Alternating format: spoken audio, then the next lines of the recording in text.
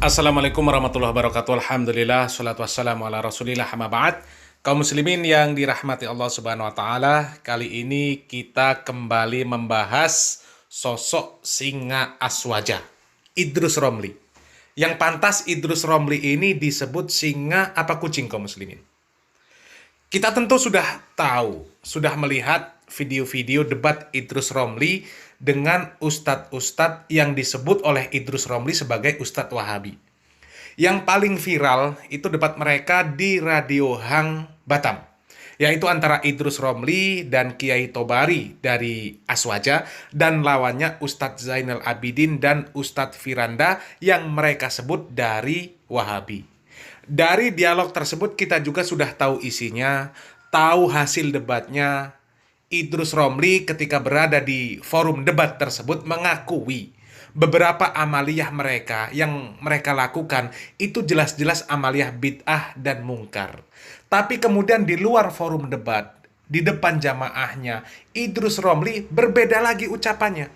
Masih membela-bela amaliyah-amaliyah yang dia katakan sendiri sebagai amaliyah bid'ah dan mungkar tersebut. Belum lagi debat dengan Ustadz Ali Musri, yang ternyata Idrus Romli sendiri pun tidak berani menyebar atau mengekspos videonya. Karena ketika berdebat dengan Ustadz Ali Musri, Idrus Romli ini sudah dihabisi hujah-hujahnya oleh Ustadz Ali Musri. Tapi memang sudah tabiat ahlul bid'ah. Meskipun hujahnya sudah dipatahkan, sudah dihancurkan, sudah diluluh lantakkan, dia tetap berusaha membela. Padahal sudah jelas-jelas membela amaliyah bid'ah tersebut seperti berusaha menegakkan benang yang basah. Artinya sesuatu yang sia-sia, mustahil untuk bisa dilakukan. Karena melawan wahyu dengan ro'yu. Wahyu itu datangnya dari Allah subhanahu wa ta'ala, dilawan dengan ro'yu, dengan akal manusia. Maka itu namanya kejahilan. Kemudian kali ini viral lagi video Idrus Romli yang sok jago, mengatakan orang-orang Wahabi tidak ada yang berani berdebat dengan dia. Parah memang bapak yang satu ini. Kita simak videonya. Tahun 2009, saya diundang debat Wahabi di Denpasar, di Barat. Waktu itu acara debatnya di 15 titik. Cuma Wahabinya yang datang 2 titik aja, yang lain lari. Katanya diundang debat oleh Wahabi di Denpasar. Yang mengundang Wahabi untuk berdebat di 15 titik, tapi Wahabinya datang hanya di 2 titik. Yang 13 titiknya lari, tidak datang. Masa yang mengundang malah lari, kaum muslimin? Aduh, kelihatan banget bohongnya ini. Masa yang mengundang malah lari? Nggak masuk akal kan? Dan Wahabinya ini siapa? Jangan-jangan itu bukan Wahabi, hanya bohong-bohongan saja. Biasanya memang dari Aswaja ini paling pinter membuat skenario bohong-bohongan. Tapi sayang, selalu ketahuan. Jadi Wahabi yang mengundang itu siapa? Disebut, biar jelas. Kita lanjutkan. Nah, salah satu titik itu, waktu itu debat soal tahlil. Kita kalau ada orang mati kan baca tahlil. Betul. Memang tahlilan ini di dalam kitab I'anatul Talibin, bid'ah mungkarah, dalam sebagian lain dikatakan bid'ah makruhah.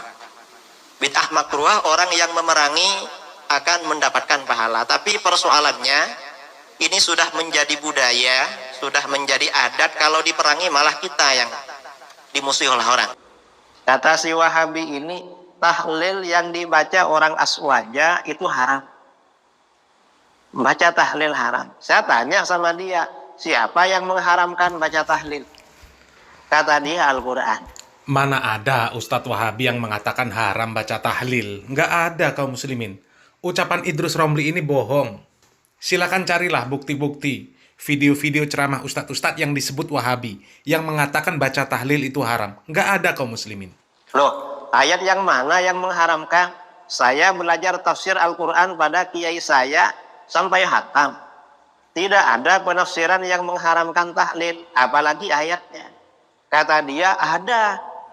Mana? Ayat 2 surah Al-Mulk. Allazi khalaqal mauta wal hayata liyabluwakum ayyukum ahsanu amala. Dia yang menciptakan hidup dan mati. Dia yang menciptakan mati dan hidup untuk menguji kamu.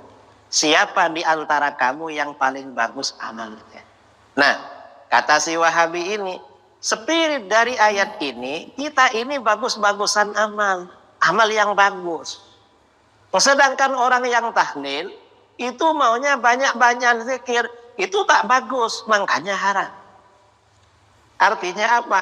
Al-Quran ini dipikir sendiri, saudara. Mungkin dia juga tahunya dari terjemahan. Lalu saya bilang sama dia, sampeyan ini memahami ayat Al-Quran ini pakai pikiran sendiri. Dan logikanya gak nyambung. Mengapa gak nyambung? Spirit dari ayat ini, manusia ini bagus-bagusan amal. Diuji oleh Allah siapa yang paling bagus amalnya. Karena ujiannya siapa yang paling bagus amalnya, maka berarti bagaimana? Tentunya yang dilarang kebalikan bagus. Apa? Amal-amal yang jelek. Karena spiritnya bagus, maka yang dilarang yang tak bagus. Mestinya begitu. Loh, kalau zikir banyak itu gak masuk di sini. Mengapa? Karena banyak bukan kebalikannya bagus. Banyak itu kebalikannya sedikit. Sedangkan zikir itu semakin banyak semakin bagus. Dianjurkan, diperintahkan dalam Al-Quran. Ya ayyuhalladzina amanu dzkurullah dzikran katsira. Mana ada Ustadz Wahabi yang mengatakan begitu, Pak Idrus? Kalaupun ada Ustadz Wahabi yang mengutip ayat tersebut, Alladzi khalaqal mauta wal hayata liyabluwakum ayyukum ahsanu amala, digunakan untuk menjelaskan bahwa yang dinilai Allah itu bukan banyaknya amal, tapi baiknya amal. Dan penjelasannya bukan seperti itu. Bukan seperti yang Anda sampaikan. Maksudnya itu untuk menjelaskan bahwa amal itu lebih utama sedikit, tapi amal itu jelas-jelas baik. Sesuai dengan Al-Quran dan Sunnah. Bukan hanya mengejar amal yang banyak, tapi tidak baik. Tidak sesuai dengan Al-Quran dan Sunnah. Sebagai contoh, sholat malam.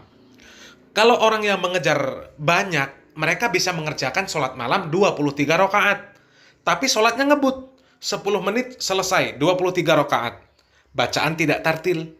Tidak sesuai dengan kaidah-kaidah tajwidnya. Sholatnya tidak tumakninah. Ruku dan sujudnya tidak sempurna.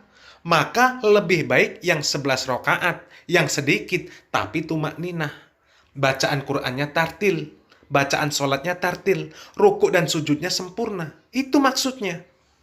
Atau lebih baik amalan yang sedikit tapi sesuai dengan sunnah, daripada banyak tidak sesuai dengan sunnah. Contohnya, lebih baik membaca sholawat yang diajarkan oleh Nabi Muhammad SAW meskipun hanya 10 kali. Daripada membaca sholawat nariyah yang 1000 kali. Karena sholawat nariyah bukan dari Nabi, tidak diajarkan Nabi, tidak diperintahkan oleh Nabi. Di zaman Nabi tidak ada. Dan lebih baik datang sholat berjamaah daripada tahlilan. Karena sholat berjamaah jelas diperintah. Sementara tahlilan, Nabi dan para sahabat tidak pernah sekalipun melakukan. Itu maksudnya. Tapi kalau bisa beramal yang banyak, kemudian sesuai dengan Al-Quran dan Sunnah, maka itu baik dan lebih baik. Puasa Daud dimaksimalkan, sholat malam dimaksimalkan, sholat duha dimaksimalkan, zikir pagi petang, zikir-zikir semua dibaca. Zikir keluar rumah dibaca, naik kendaraan dibaca, zikir ketika bercermin dibaca, maka bagus, berkualitas. Yang dikejar itu kualitas, bukan kuantitas. Istilahnya itu 1 gram emas itu akan tetap lebih baik daripada 1 kilo itu besi, rongsokan. Jadi amal yang dicari itu amal yang banyak dan baik. Kalau tidak bisa banyak dan baik, lebih baik sedikit tapi baik. Sesuai dengan Al-Quran dan Sunnah. Daripada banyak tapi bid'ah. Ya, kalau banyak tapi bid'ah untuk apa? Hanya jadi sampah.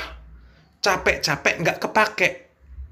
Sahabat Abdullah bin Mas'ud radhiyallahu an mengatakan, sederhana di dalam sunnah itu lebih baik daripada bersungguh-sungguh di dalam bid'ah. Jadi amal yang sedikit tapi sesuai dengan sunnah itu yang baik. Kalau banyak tapi bid'ah, untuk apa? Dan bid'ah itu jelek. Mau sebanyak apapun namanya bid'ah itu jelek. Siapa yang bilang bid'ah itu jelek? yang bilang Nabi Muhammad SAW. Nabi Muhammad SAW bersabda di dalam hadis Bukhari, wa syarrul umuri muhdatsatuha wa kullu bid'atin dhalalah. Dan yang memahami Al-Quran dan hadis dengan akal dan pikiran sendiri, yaitu kelompok kalian, Pak Idrus. Kelompok yang suka membuat-buat amaliyah bid'ah. Pasti selalu ada amalan-amalan yang baru, yang menurut akal kalian baik, padahal Nabi dan para sahabat tidak pernah memerintahkan, tidak pernah mencontohkan, kalian buat sendiri.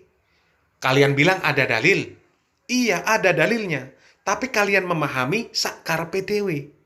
Diperintahkan sholawat, kalian buat sholawat sendiri. Disuruh berzikir, kalian buat zikir-zikir sendiri. Disuruh ziarah kubur, kalian ziarah kubur pakai cara kalian sendiri. Jadi sebenarnya siapa yang memahami Al-Quran dan hadis memakai akal dan pikiran sendiri? Kelompok kalian apa Wahabi? Salam waras, salam akal sehat. Wassalamualaikum warahmatullahi wabarakatuh.